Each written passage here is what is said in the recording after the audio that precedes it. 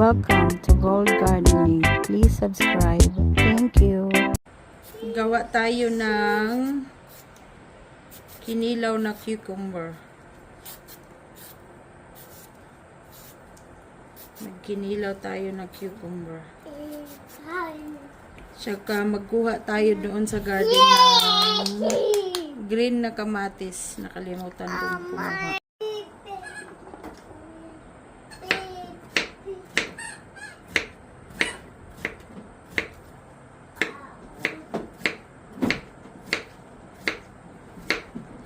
Apakasarap nito, kinilaw na pipino to sa Tagalog eh, yung cucumber. Kung tama ba ako, pipino.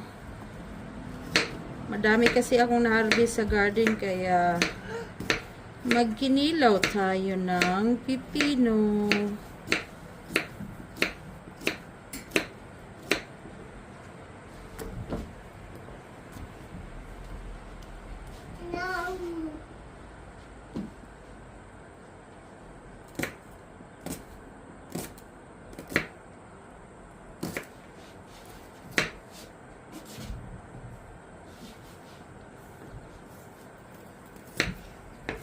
Kasi kinilaw, masarap ang kinilaw.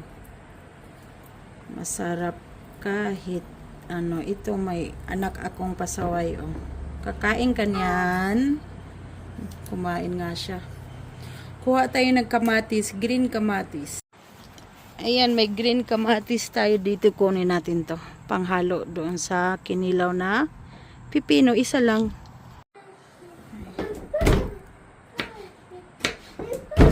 Ito na yung kamatis natin na nakuha doon sa labas.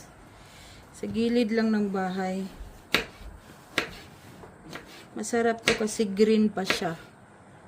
Ito yung bet na bet ko sa kamatis, yung green pa. Lagyan natin ng ginawa kong suka. Galing dito sa garden yung mga ingredients nito. So, lagyan natin.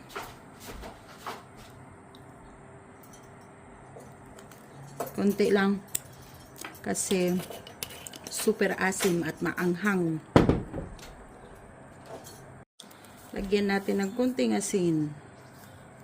Oops, madami na siya. Ha? Okay, be there. Asin.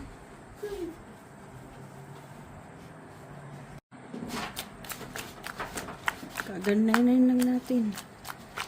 Mix lang. Mikos-mikos lang natin yan. Tapos na siya. Masarap na yan. Tikiman time. Kain po. Pipino, kinilaw. Prito din tayo ng bulad. Ulam natin. Ito yung ulam natin ngayong hapunan. At saka yung pipino na ginawa ko. Na kinilaw na pipino.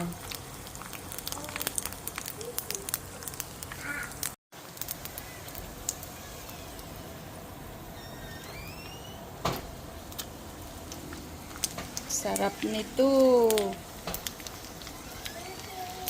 Pwede na yan. Lagay natin dito sa natapos. Tapos yung squid na malapad.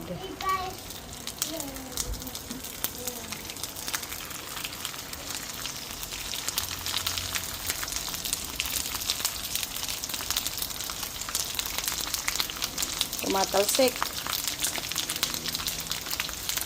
Matalsik siya. Tapos na hanguin na natin. Ang sarap ng ulam natin. Dinner namin ng anak ko. Masarap ang ulam namin. Dinner namin to. Ito na yung ulam namin. Yung bulad na pinerito ko. At saka yung squid. Siyempre yung rice. At saka yung kinilaw na pipino. Diba? Ito na yung ulam namin ng anak ko po. Kain po tayo. Salamat po sa panonood. Huwag pong kalimutan mag-subscribe at saka Mag-iwan lang po kayo dyan sa baba ng comment para masundan ko po kayo kasi nag-susupport din ako pabalik. Kaya para alam ko kung sino yung nakasubscribe. Salamat po. Kain na po tayo. Bye-bye.